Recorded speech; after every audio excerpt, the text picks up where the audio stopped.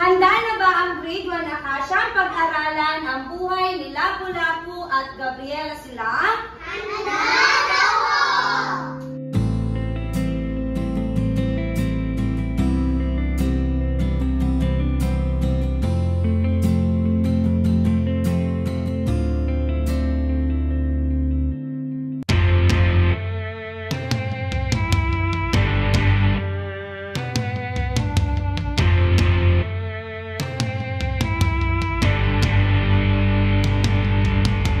Ako si Luis. Kung ako ay magiging bayani, marahil ay nanaisin ko nang maging si Lapu-Lapu. Si Lapu-Lapu ay itinuturing bilang pinakaunang bayaning Pilipino. Maihalalin tulad ito sa amin bilang mag-aaral sa pamamagitan ng pagtatanggol sa aming karapatan gamit ang aming munting tinig. Walang maiiwan at walang maaapi.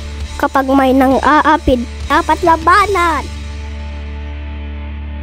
Ako si Adalia Bien. Bilang isa bata, pangarap ko rin magiging isang bayani.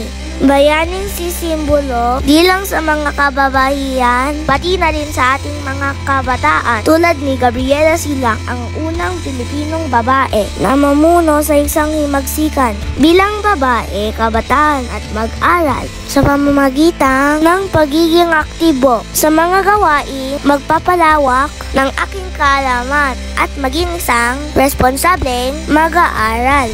Hindi lang ang ating kasarian upang ikaw ay mamuno at maabot ang iyong mga pangarap.